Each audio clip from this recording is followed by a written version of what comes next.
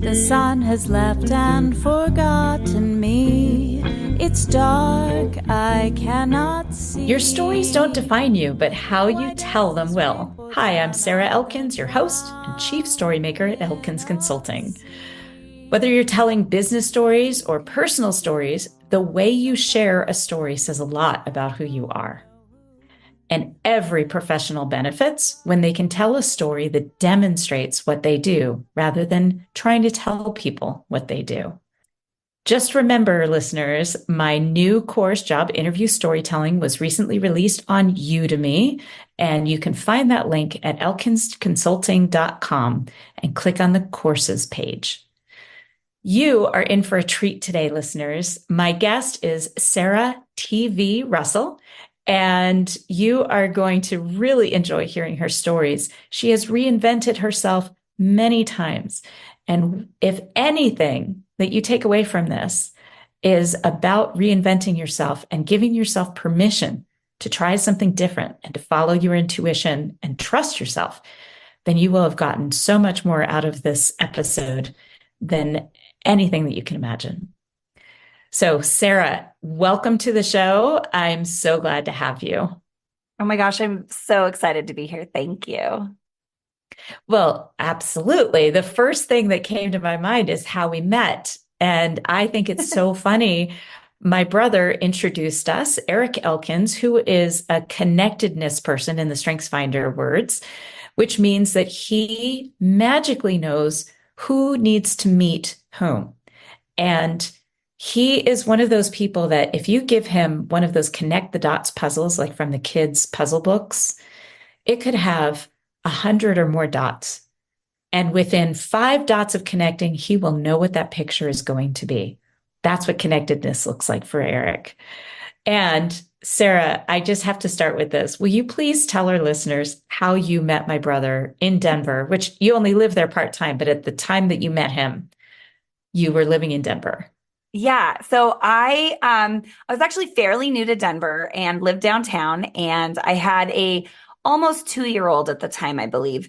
And so my kiddo and I would spend a lot of time walking around, just checking out things. And there's a bookstore called the Tattered Cover in Denver that is just an icon there. And it was where we would spend any kind of cold weather days, anything, whenever the park really wasn't an availability, right? So I was in the kids section. We were looking for a Fancy Nancy book, and I'm kind of wandering down the aisles of the kids section at the Tattered Cover, which is quite large. And I all of a sudden I can't find my kiddo, and like panic sets in. We're in downtown Denver. Denver was downtown was pretty rough about 20 years ago. So I was a little nervous. I walk around the corner, and my kid is like crawling into this man's lap, and he's reading a story to his own child, and my kid just like thought it was story time and was just jumping in his lap. And I was mortified, and I apologized profusely. And then, we introduced ourselves, and your brother was so sweet and continued reading the story, finished the book. I mean, I vividly remember this. And then, I think we went to coffee or grabbed lunch or something like right after that. And Eric and I have been, like we've been in touch ever since then. It's wild. And we float in and out of each other's paths constantly over the last 20 years. So I love that. And Denver is a relatively small place, even though it's a big city. yeah, The people who hang out or used to, unfortunately, the Tattered Cover recently closed. It's heartbreaking. It was a yeah. 4-story bookstore, almost like Powell's in Seattle. No, is that Portland? Portland, Yeah, Oregon. it was just this like center of downtown. That was Hmm. just fantastic, and a beautiful Yeah. old building. Yeah. It was so great. So I love this story because if any of my listeners know my brother, Eric Elkins, who lives in Denver, he is the founder and CEO of Wide Focus, which is a social media strategy firm. And this team does really outstanding work in the voice of their clients.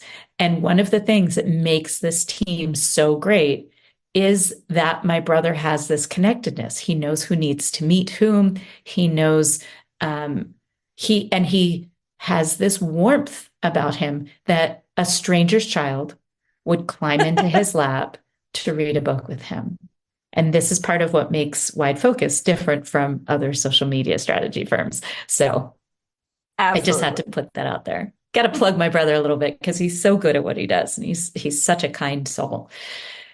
Anyone would benefit from working with him.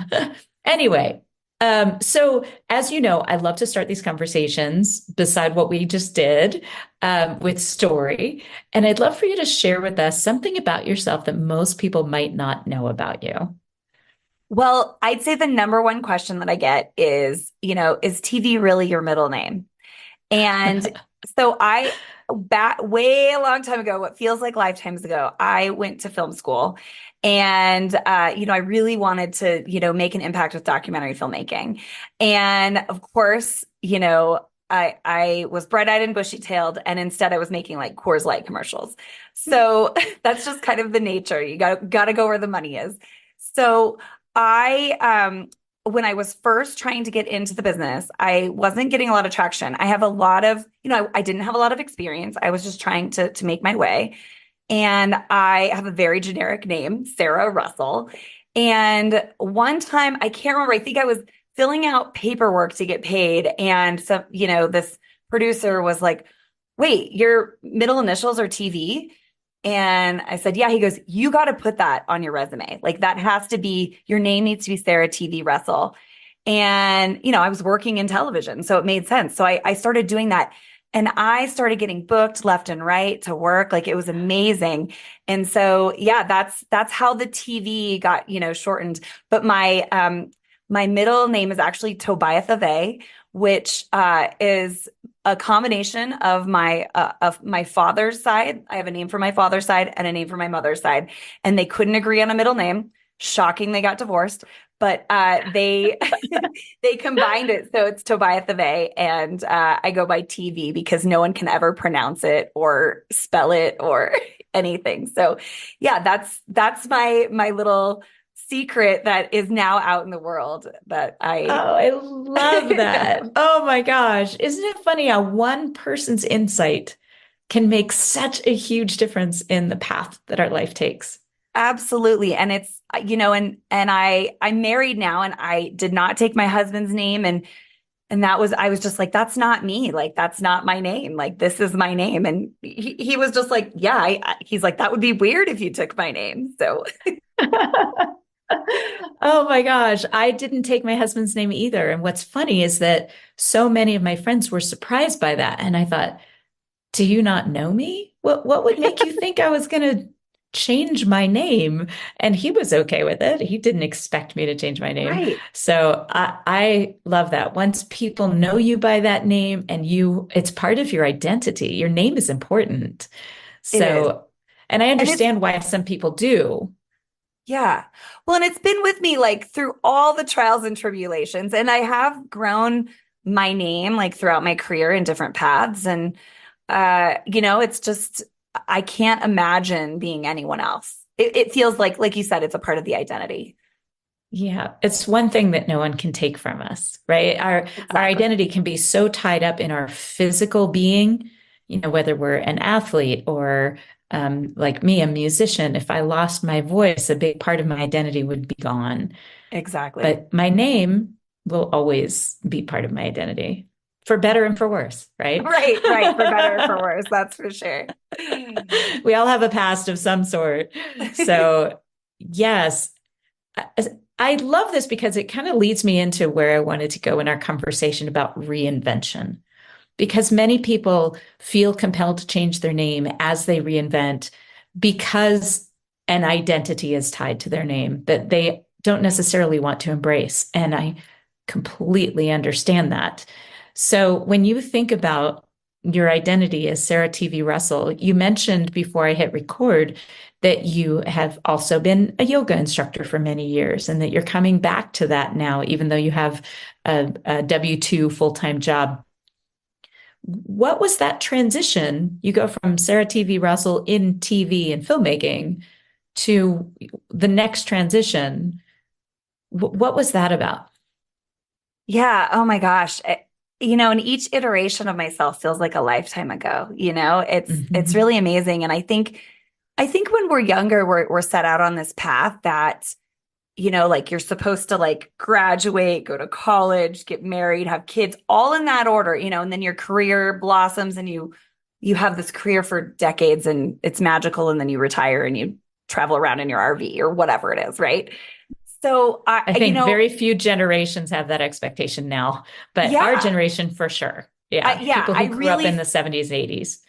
yeah, I'm an 80s Yeah. baby, and I feel like that was like you go to college and this is the order. And while I say that, while I still had a very eclectic and different childhood, we moved a lot as a child. My dad's an expat, and I spent a lot of time in Latin America with my family. Went to elementary school in Costa Rica, traveled all over Mexico. In my teens, I spent a lot of time in El Salvador, Guatemala, yeah, Mexico. Again, Mexico feels like home to me. And that was really juxtaposed by growing up on a family farm in northern Idaho too, on my mom's side. My mom's Canadian, so I've got a bunch of crazy Canadian family over there. So we kind of like straddled the US. And so I would say like very early on, I wanted conventional, but didn't know how to be conventional, right? So the Mhm. reinvention thing as an adult just comes naturally because moving school to school, transitioning from English to Spanish, Spanish to English, going from being the only white person in my school in Costa Rica, the only, native English speaker, to suddenly going to school in, northern Idaho. We were in Eastern Washington as well, like very white, homogenous. I mean, I didn't ever see a person of color. And so that was just wild to me and so I think it's really shaped how I interact with other people. DEIA is something that's always, at the forefront of like everything I do when I'm interacting with customers, making people feel included. I have a trans son now, so that's something else. I'm very big in the LGBTQ a plus community just because it's such a center point of my family and our life. So I'm very good at being able to see all the different sides. The politics are pretty nasty right now. And I shift my life between Denver, a very liberal city, and I work with a lot of military, which tend to be conservative. And I also have a home in Montana. So I'm, constantly like around preppers and, libertarians and like we get all ends of the spectrum. And I see the beauty in what everyone is offering. So I think that's how the transition from I went to school wanting to do film, really, really inspired by like, the David Attenborough days of like, all Right. of those wildlife documentaries. And that was really what spurred it for me. And then realizing that reality set in and I had to pay bills. I was a young single mom. And, life just took me in a direction. It was in, I'd really been into yoga at that time. I'd been working at a tech startup as well and loved it, but felt like something was very much missing in my life. And it was that my practice in yoga and went to teacher training just as a fun thing. And then ended up being a practitioner, being, a teacher for 20 years. And then feeling that burnout, feeling a little bit of that Western appropriation and realizing I was part of the problem and not the solution. And, you know, transitioning into something new and coming back to tech startup, and then found my way into consulting by accident just because I was consulting small businesses that were scaling up. I had been an entrepreneur for so long that people had seen me do it. So people were coming to me. And then all of a sudden I was working with these multi-million-dollar startups, and it naturally led me on this journey. And I'm really at a point in my life where I'm looking for stability, and that took me to government consulting because somehow that's more stable than anything else. I don't know. Oh, hmm. Right.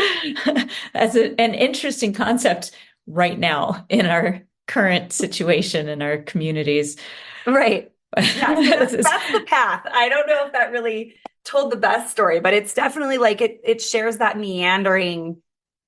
I always thought it had to be linear. I didn't know how to do it. Still don't know how to make it a linear path, but it's brought me so much beauty and joy. I went Mhm. from being a mother of one biological child, and my husband and I met. He has three biological children. I also became a foster parent. We adopted our son. So I've gone from one to five kids in the last several years as well. So it's just, you Wow, take life as you can.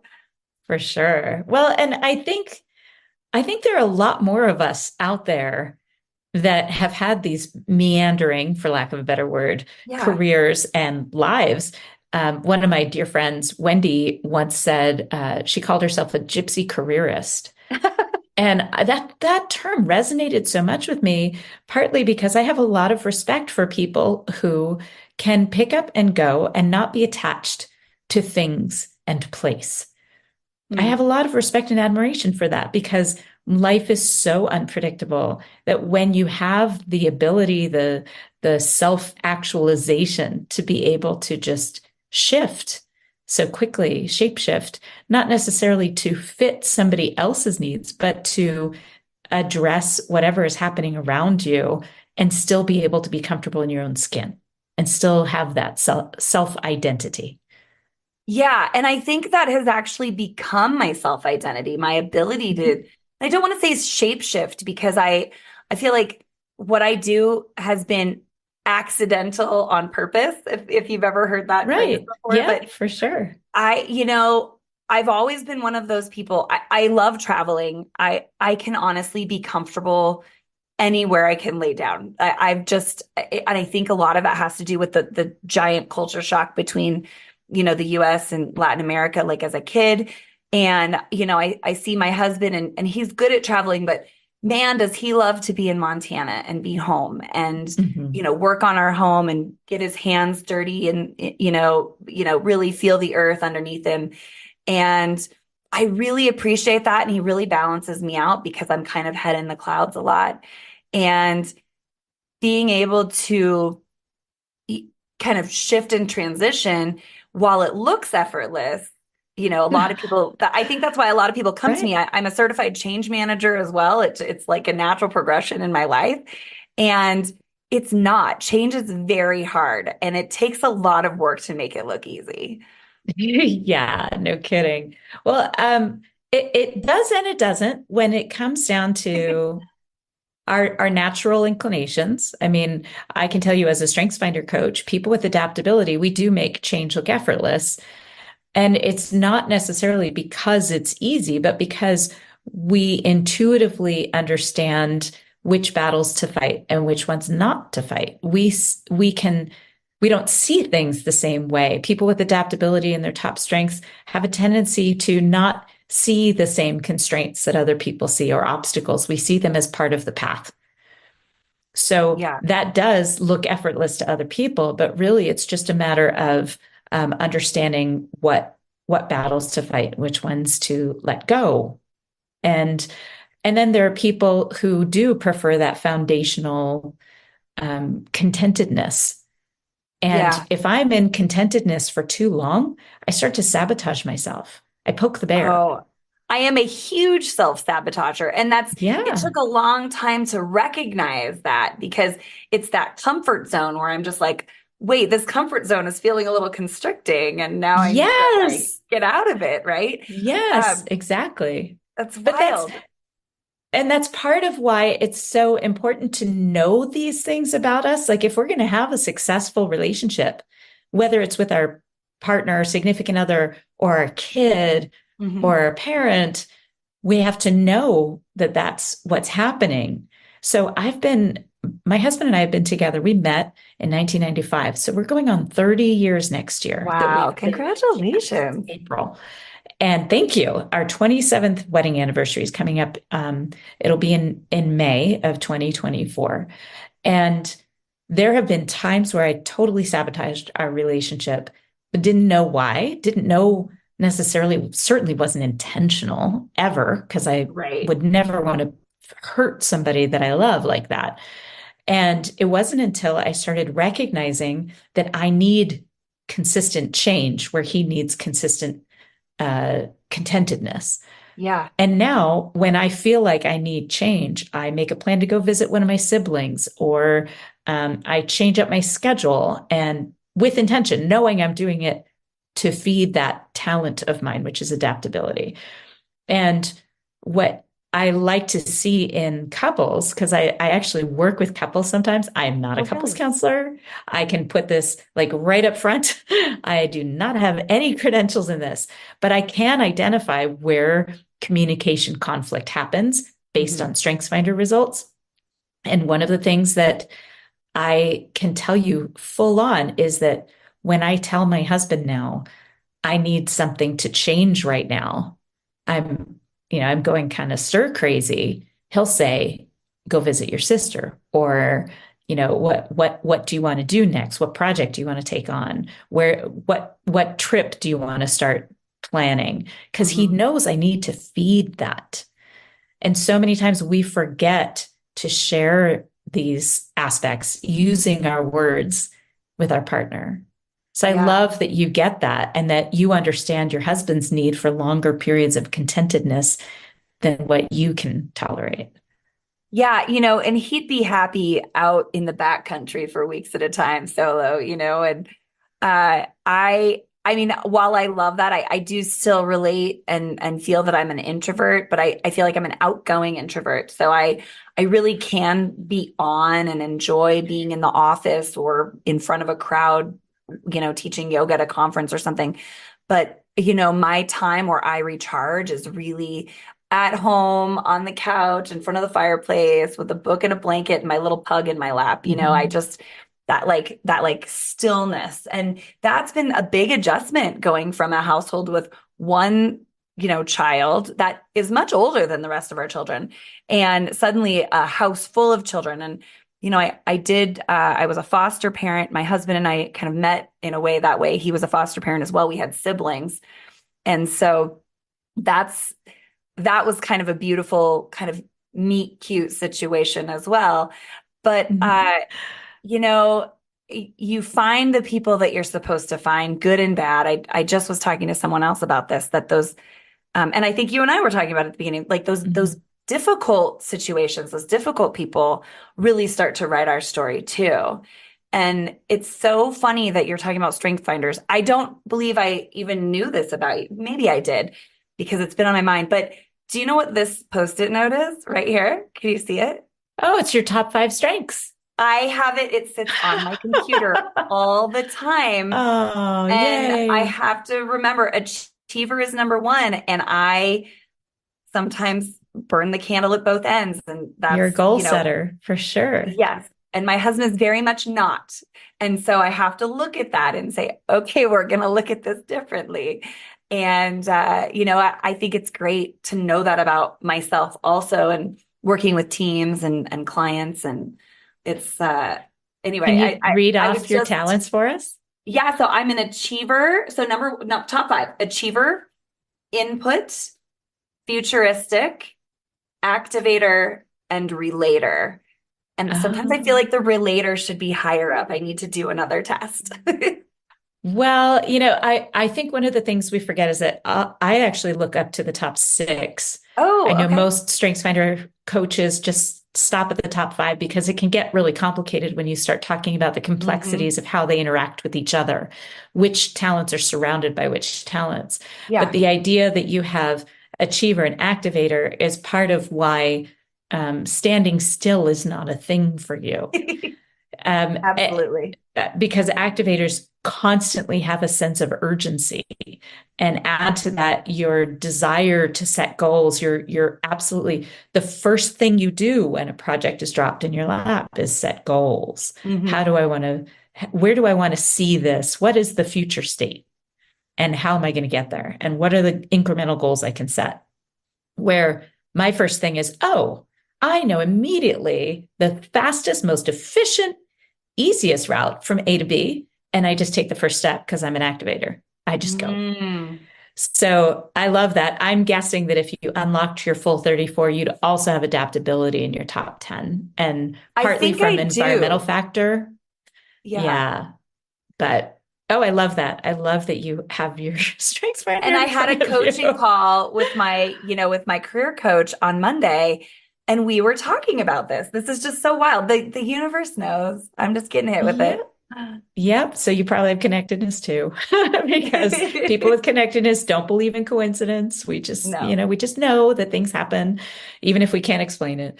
Yeah. I love this conversation on so many levels. I would like to come back kind of full circle to this idea of personal transformation and recognizing the beauty and value in that, especially in the difficult circumstances. So, as we wrap this up, can you tell a story about one of those difficult situations that now incredibly positively influences who you are as a result of having that difficult experience?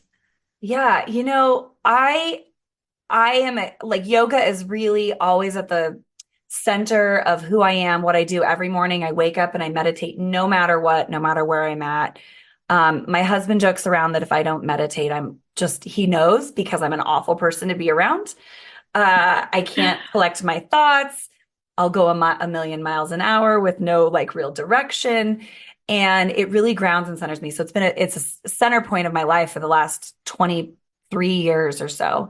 And so, oh gosh, more than that. I'm aging myself now. But so, I I have a tendency to really lean on a lot of that. And a lot of yogic tradition, when your teacher in it, like a guru setting, if your teacher has come to the end of the path with you, if you have to walk across the bridge by yourself, metaphorically speaking, and you're ready to move on, they kind of push you out of the nest.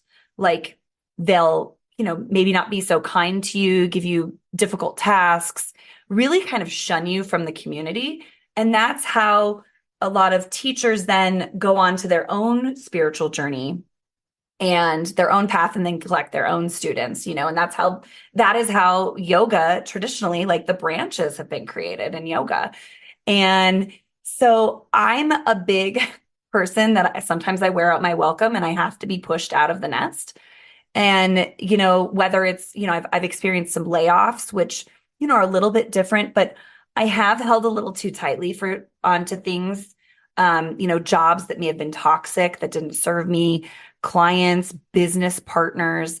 And so, I'm thinking of a few instances that were all very different from each other. But in the end, the theme was the same, that I held on to something that wasn't working because I was like, well, I've already invested all this time and energy and resources, money, most of the time. And time as a single parent was a huge thing for me because I worked my entire career around my child's schedule so I could spend every moment that my child was not in school or with his dad that we could spend together and have these, really nourishing interactions. And uh, that was really hard for me, like a hard pill to swallow if something wasn't working, because I would really kind of do I hate to use the term girl math in my head of like, this is all the time I've spent away from my child. So I have to make this venture work, or I have to make this, this new event work or whatever it is. And so being thrown from the nest enough times that recently I actually got into a business venture with someone.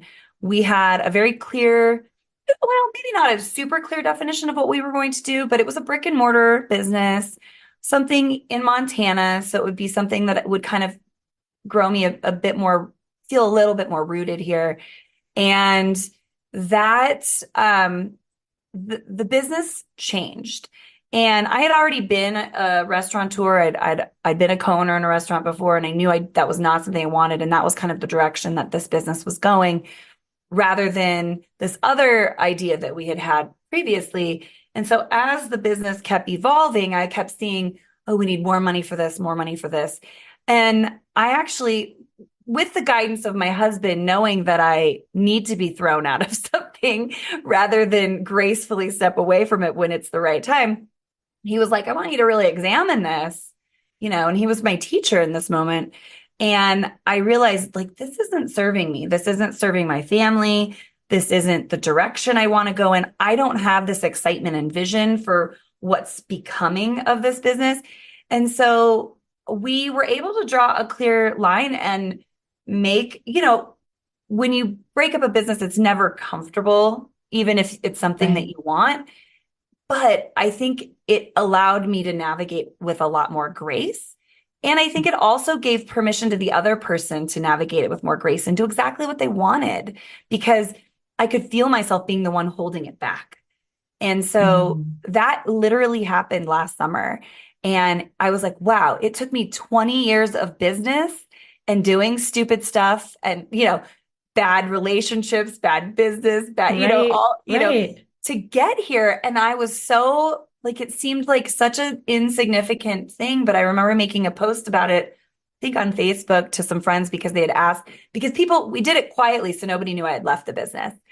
And so I finally made an announcement on that I had left the business, and it it seemed very insignificant to everyone else. It's like, oh, cool, it's you. You're a mover and a shaker. You're going to be on to something else, right? Like to everyone else, it was kind of like, that's Sarah. Um, but That it was sounds this, familiar. yeah, it was this huge turning point for me because I knew I needed to like spark that creative outlet for myself, and it was going to be something that was going to be too confining for me. Hmm. And so really, Hmm. really proud of myself. I'm going to pat myself on the back for that. It's And huge. it really, really was. And I'm 43 and it took me a really long time to get here. And I'm really grateful that I had that negative reaction, that guttural response. And this is the first time that I listened to it. Ah. Well, that's Sarah, you I don't know if this is going to bring you any comfort. I hope it does. And for our listeners, particularly women, but any listener between your late 30s and your mid to late 40s, Mhm. this is the time of the most painful transformations of your life and the most beautiful and significant that bring you to a place of comfort in your skin that you've never experienced before. This is a general thing. Maybe some other people haven't experienced this, but everyone that I talk to goes through this. And especially people with relator in their top talents, Mhm. this is especially painful because our late 30s to mid to late 40s are a time of shedding. We shed labels that no longer fit us. We shed Yeah. relationships that don't fit us. We start to see, and for a relator, all relationships are meaningful. So to have a relationship that has gone on for 20 years that you suddenly realize is not serving you well, that is more painful than promising, Mhm. that is filled with grief to have to push that away. And that doesn't mean necessarily ghosting the person, but it means not spending time with them, not interacting with them regularly. So none of this is surprising to me. And I'd love to encourage you to think that this isn't it, right? Like I Oh, remember in my absolutely. early 40s thinking, oh, it took me 20 years to learn this lesson. Why is it taking me so? And then at 50, I got a sunburn the year I turned 50. And I thought, when do you learn this lesson? When am I going to be grown up enough to remember I know how to prevent sunburn? I'm 50, for Oh, goodness sake. When am I going to learn this lesson? So it just continues. And I love that you are embracing that change, that decision to end it before it's painful. I mean, before it's significantly painful. It was uncomfortable to say, this isn't yeah. working. Yeah. I love that. I really, and if you don't mind, I have one more little thing to touch Yes, on. please. But, when you said, late, mid to late 30s to mid to late 40s, I was thinking about, after lockdown, after COVID, I desperately needed to move, to travel, to get out. And so the Of second they course. lifted, of course, so the second they lifted travel restrictions in Costa Rica, I had an opportunity to go down there. And I hadn't been down there since I was a child. So it was a really significant moment for me. I had a dear friend who was supposed to do the trip with me the previous year who had passed away.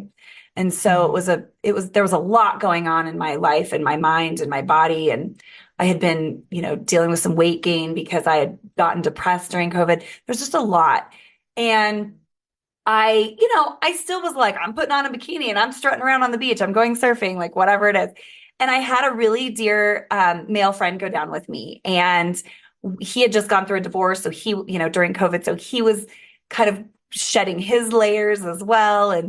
And we were walking on the beach, and it was the first time, and I think, so I would have just been 40, and it was the first time where I was not comfortable in my own skin because I was so used to traveling and like, this is going to sound so shallow, but people buy me free drinks or, like invite, oh, come onto the sailboat with us. You're a beautiful woman. Like, come, like come do all these Oh, fun yeah. activities and enjoy life with us. And no one talked to me. And then my friend was like, well, they probably think we're together. And I'm like, no, women are hitting on you. Like, what is happening? And the other thing that I really noticed in that moment, we were sitting at this little beach bar watching the sunset, and he watched a woman walk by. And my friend at the time, he was, probably 45, 46. And he was like, I think I'm going to go talk to her. And I was like, that woman is 21 to 25 tops. Like, don't be the creepy old guy. Like, don't do it. And we got in this really long conversation about how, at this, like, there's this age that women become invisible in a way, or at least I have that observation in my mind because, I used to be, this yoga teacher that rode bikes and was fit and athletic and adventurous. And now I was like, I just want to sit on the beach and like drink a cold beverage and watch the sunset. And I just remember like, maybe it doesn't sound like a significant story, but that was the moment I felt things shift for me was, oh, I don't have to be all of these things to enjoy this moment. And my friend can go chase a 25-year-old. But, letting him also recognize like, hey, don't be that creepy guy, because we were all the women out there know, like we were that person that the creepy old guy at the bar or on the beach came up to us and said, Exactly. hey, can I buy you a drink? So I don't know, that just really like flooded my memory right now. And it feels related. Maybe I didn't tie them together very well, but I know that moment in particular, 3 years ago, 4 years ago, shifted and it made it so that I could make that decision that I made last summer, like without a doubt. I love that. That is such a perfect story. Sarah, I'm so glad. Thank you for sharing that story, because so many of us have had that experience and then didn't take it to the next part that you included, which is, I don't have to do that. And I don't have to put that pressure on myself to get attention. And the whole idea of being that 20 something that the older guy hit on, that wasn't always a great thing. Right. I mean, there were so many times where it was just creepy and where you just want to be anonymous and enjoy yourself. Right. And but people are looking at you. Yeah. I love that because it's such a relatable story. And I think so many of us go to that point where we realize, so I'll give you an example. I was talking to one of my clients. She said, I used to be somebody who knew how to have a good time. And I said, okay, what did that look like? And she's like, going out, having a couple drinks, laughing, maybe go dancing. And I said, well, what does a good time look like to you now? Does that sound like fun to you? She's like, well, maybe. And I said, what really sounds like fun to you right now? She said, going out with some girlfriends, having a glass of wine, maybe go to a movie. That is exactly what was in my mind. I was like, wine and girlfriends and in bed by 10 p.m. Like sitting in a hot tub with my friends, right? At some fun place. Exactly. It is so different. So we still know how to have a good time. Our definition of good time has simply changed. Yeah. And there's nothing wrong with that. I think just the social media, that's swirling around, it makes us feel like less than or that FOMO experience. Even as a older person, I do sometimes have that moment of like, oh, look at that, like that girl's on that beach, I was on that beach, or like, oh, I want to go get pho at that restaurant right now, but that's not how life works. Like when I'm in Montana, I'm in the middle of nowhere. I drive 2.5 hours to go to a Whole Foods in Bozeman, like, oh my gosh.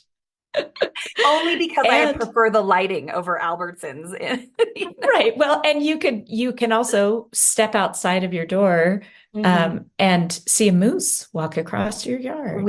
Yes, there is evidence of one in the yard today. So, Exactly. And I just keep coming back to this idea that we become more comfortable in our skin Mhm. as we accept those things that have changed. And I have to tell you, I'll be 54 soon, and I am so comfortable with who I am and where I am. And the fact that I continue to learn and grow, I still have a coach that I call on periodically to make sure that I am providing the best coaching for my clients. Mhm. I work with StrengthsFinder people so that I know that I am maximizing my strengths so that I can provide the best service to my clients. So I feel sad for people who don't want to age or who don't embrace that because there's so much beauty in it. So I Exactly. love your stories, Sarah. I love how you brought us into your inner world through your stories and inspire all of us to continue to build those muscles of self-control, self-respect, self-value. That's everything that I got from you today. So thank you. Wow, thank you. That was unintentionally wonderful. So great. Listeners, please don't hesitate to reach out to Sarah TV, capital T, capital V, Russell on LinkedIn. And all her links will be in the show notes associated with this podcast episode at elkinsconsulting.com. Sarah, anything you want to end this with? I just want to say thank you. And thank you to your brother. Like, shout out Eric for connecting us.